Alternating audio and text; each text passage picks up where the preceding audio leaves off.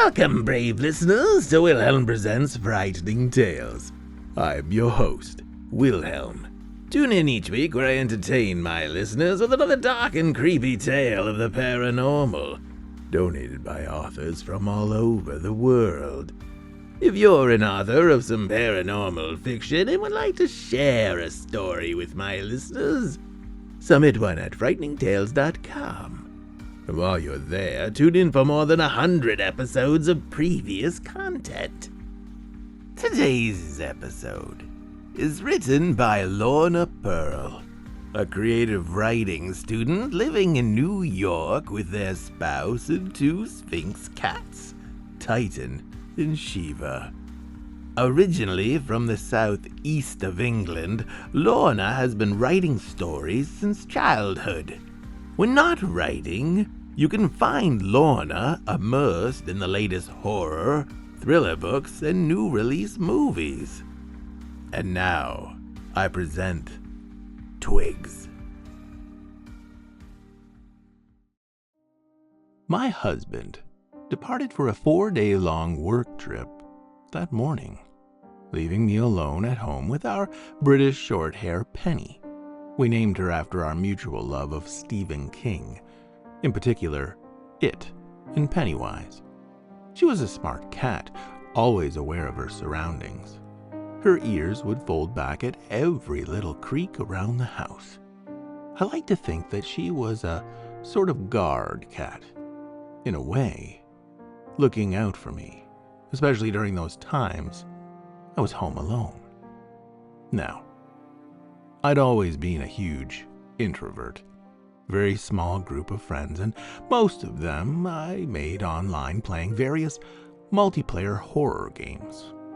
I was a homebody through and through, only venturing outside if it was absolutely necessary, like getting Penny's kibble or stocking up on groceries. I couldn't drive, and primarily relied on my husband to get around. This left me basically stranded when he was away, cut off from the outside world, which I wasn't exactly mad about.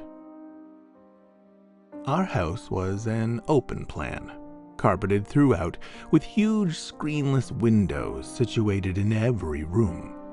The front door immediately brought you into the living room and dining room, which were connected as one.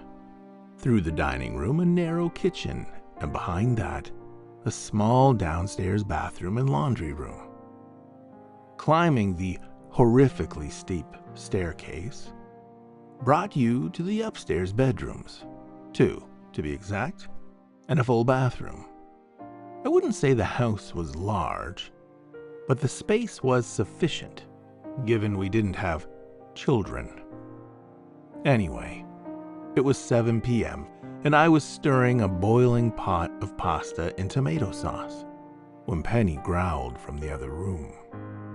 Surprised to hear such a strong reaction from her, I plopped the spoon on the rest and made my way into the living room.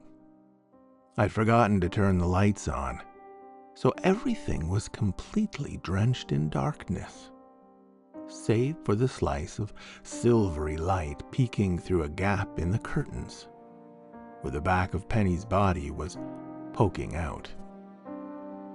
"You okay, girl?"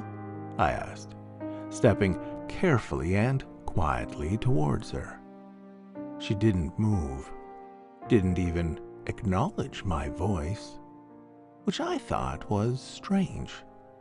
She was fully focused and invested in whatever she was looking at through the window, it seemed. Curious, I crept up right beside her and slipped my head through the curtain. Her eyes were wide, ears pinned all the way back. A subtle growl escaped her mouth. I reached a hand over to her to gently stroke her, comfort her, but she refused, hunkering down instead, but keeping her glare fixed to the window. "Hey, Penny," I whispered, lightly tapping my fingernails against the windowsill. Penny? What's wrong?" I moved my gaze toward the window, searching the immediate area outside. The clocks had recently gone back another hour, so it was pitch black outside, aside from a small motion-censored light from a neighbor's house opposite. The light shone a silvery glow across the bark on a tree that stood centered in front of our house. It was a strange shape, with jagged branches that looked like floating tendrils in the breeze. I never liked the tree. On the same day my husband and I moved into the house, a neighbor, who was unfortunately quite sick at the time, had warned us about it. He told us adamantly to never eat from it and to never let our cat chew on the twigs or the bark. I thought it was weird, given it wasn't a tree that grew anything to my knowledge. I had sort of laughed it off and reassured the man that Penny was an indoor cat and wouldn't be seen near the tree.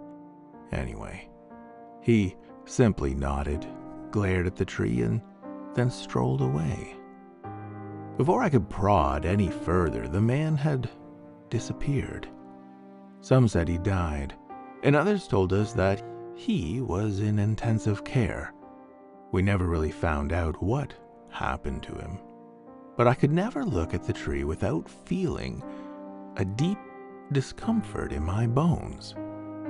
Every time I'd return home and pass the tree, I felt its branches looming above, caving in on me, as if the tree had multiple arms, threatening to grab a hold of me. They grew at sharp angles like lightning bolts.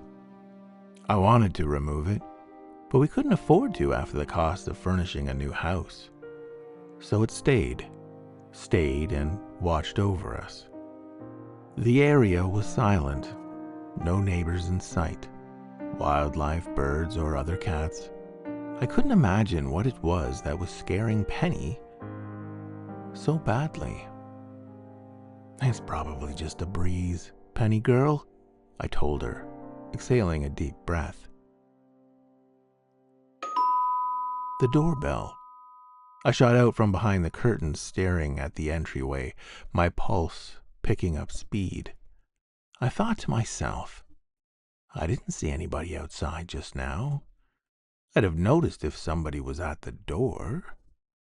Reluctant to open it, I swallowed the lump of growing dread in my throat and walked towards the front door. We didn't have one of those convenient little peek holes that you could look out before opening, so I knew I had to either ignore it or open up and potentially risk something bad happening. Nothing bad is gonna happen. You're fine. Everything is fine. It's probably a neighbor and you just didn't see them in the dark, I told myself in my head. I reached for the lock above the doorknob.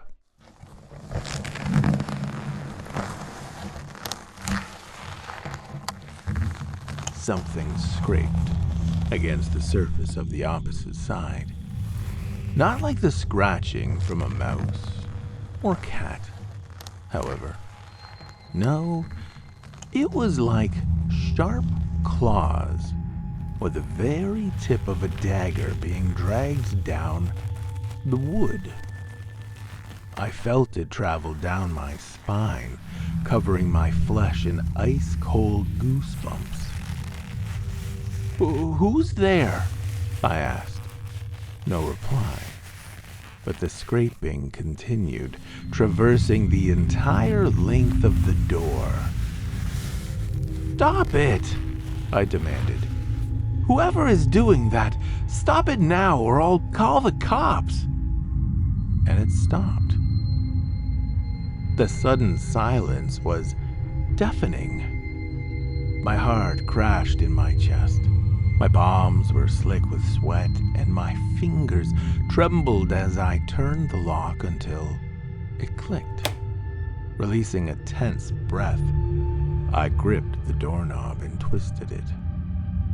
The cool breeze pushed against the door, widening the small gap I had created to glance out of it.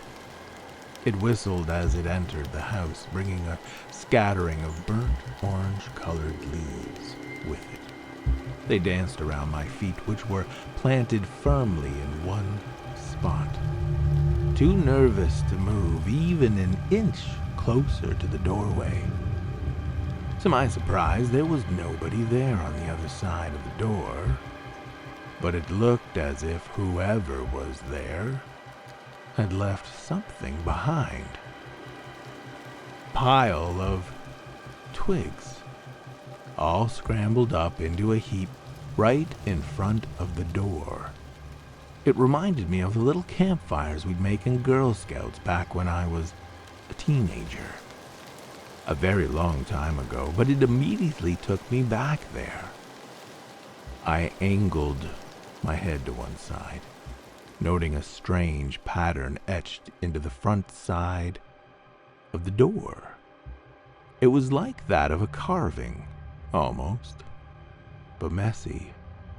The crevices stained with a deep brown color. It read, "Help me." My jaw dropped. I slammed the front door shut, locked it, and stood with my back against it.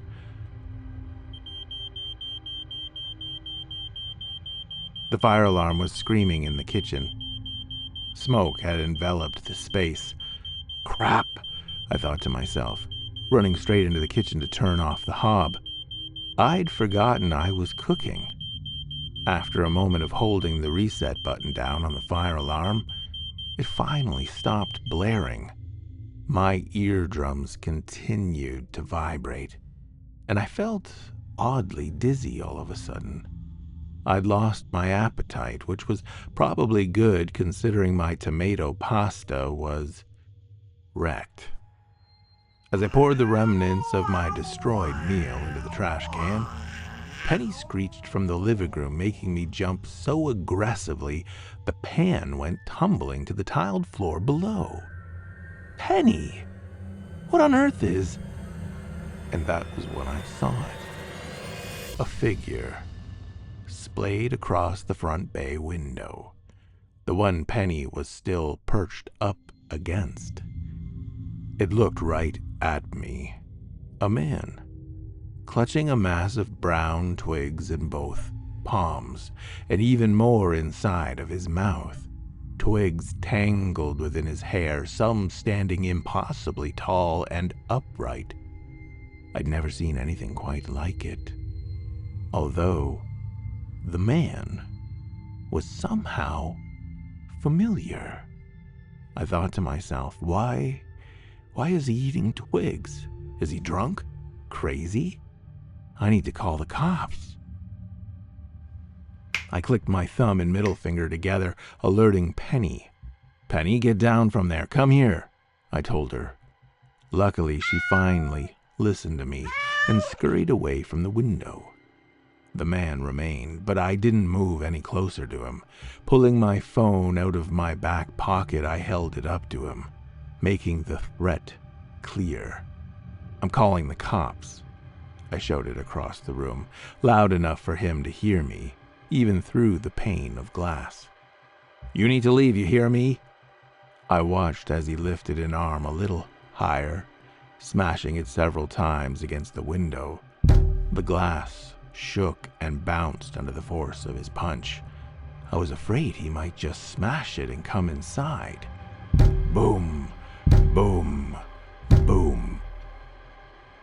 I dialed 911 on the numbered keypad on my phone and rotated the screen to face him.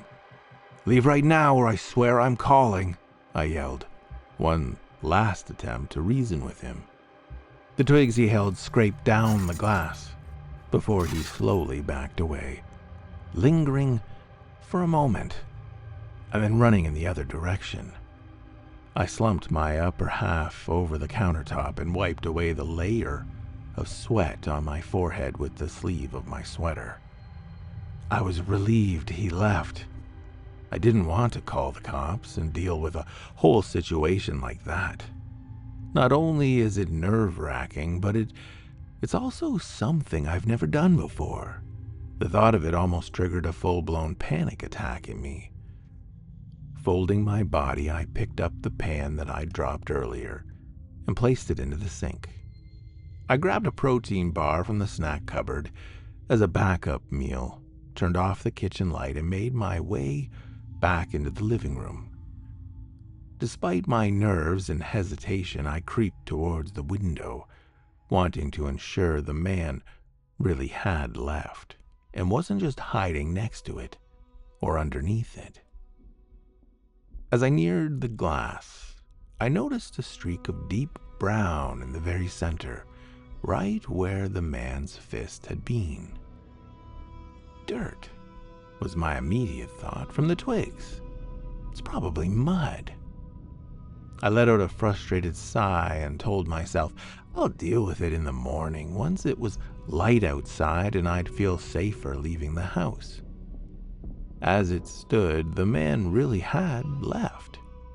Penny seemed unbothered, too, which was a good sign that there was nothing here to scare her anymore. Feeling satisfied, I flicked the light switches as I exited the room and climbed the staircase to my bedroom. As I sunk myself into my bedsheets, my eyelids quickly grew heavy, and the room darkened around me. 2 hours later, I awoke to a familiar scraping sound, but this time, it was close, very close, as if in the room with me. It grew louder with each second, like something scratchy was being dragged across the carpet into my bedroom. I couldn't see anything from the angle I was at. I could only see directly ahead, at eye level and above. The room was dark, but I'd left the curtains open, letting the glow from the moonlight stream in enough to cast a dull illumination of my surroundings. I propped myself up on my elbows in bed. "Penny? Is that you?" I asked. The dragging continued, bringing with it the stench of wet dirt and soil. I scrunched my nose at the unpleasant smell and threw the duvet to the side. Swiftly, I slid a foot out, lowering it to the carpet below. The arch of my foot was met with a sharp, needle-like sensation. The stab that brought me to the floor, collapsing into a pained heap. I chewed on my bottom lip, cradling the foot that was injured, with my eyes scrunched shut, the searing hot pain overwhelming me. Once I built up the courage to open my eyes again, my stomach soured. It was a twig, sliced through several layers of my flesh under my foot. Blood seeped out from the hole it had created, a slow but steady stream of red drizzling down the length of the twig, staining the carpet. I didn't know what to do. Rocking back and forth, I stared at the hole in my foot in shock and horror, unsure whether I should try to pull it out or just leave it. I knew I had to do something, but the pain was unbearable. Before I could decide what my next action would be, something hard poked at my back, which faced the bedroom door. My spine tensed in response and shot up. Help me. A voice croaked from behind, deep and mournful. Keeping my body where it was, with my injured foot in my hands, I turned my neck far enough to peek in the reflection of the mirror positioned just to my side. I couldn't believe what I saw. Crouched behind me was some sort of creature, poised in a tarantula-like position.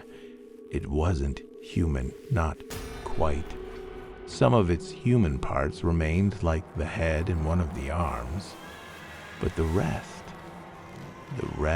was twigs.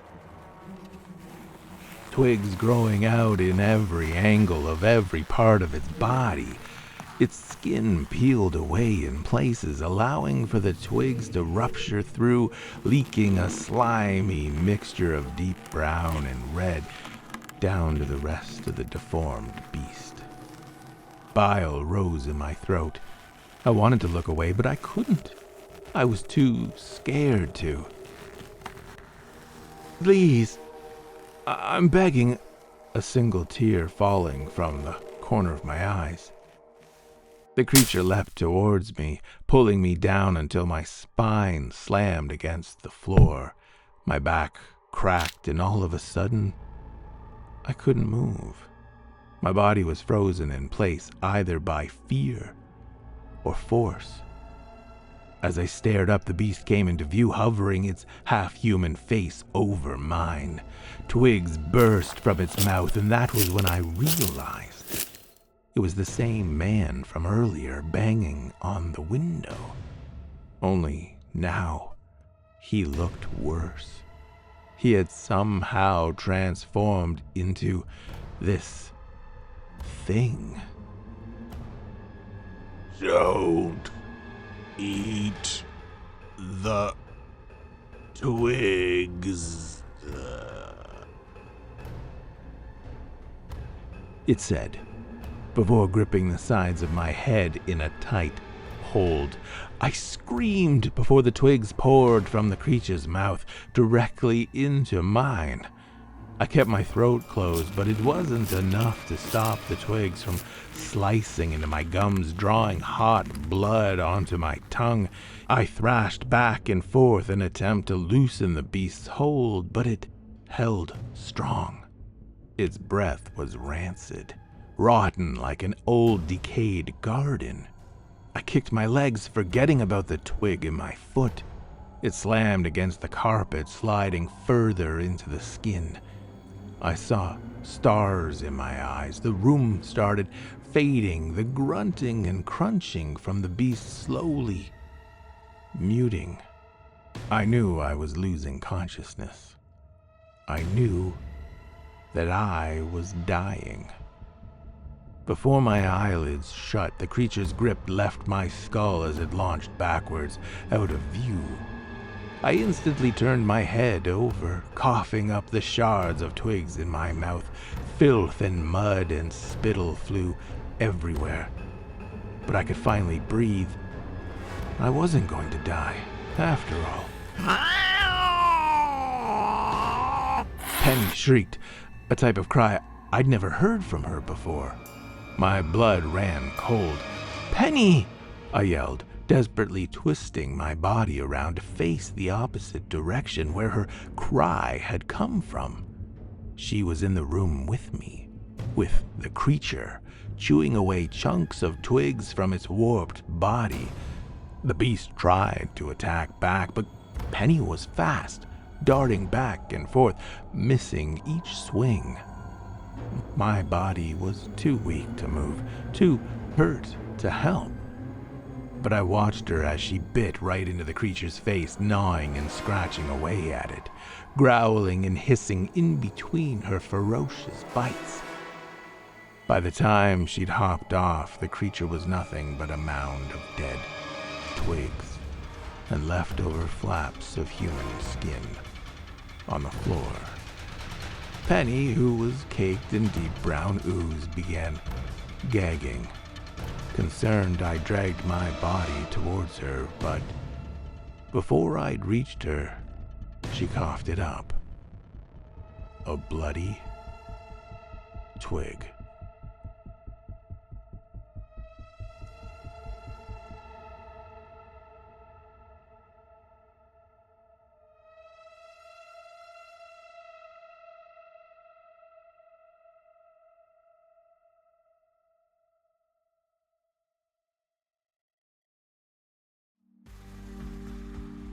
Thank you, brave listeners, for joining me on another dark story. I urge all my listeners to go out and find more content by our weekly author, if you're not too timid. If you enjoyed today's story and you've tuned in on YouTube, please click the like button. And if you don't want to miss further stories, click the subscribe button. And if you are present today on Spotify and enjoyed the story, you're only more than welcome to leave a comment. And if you're on Apple Podcasts, please leave the show a rating as you see fit. All these little things help the show. And wherever you listen, please do me a favor and share today's story, if you can. Then tune in next week for another frightening tale, if you're brave enough.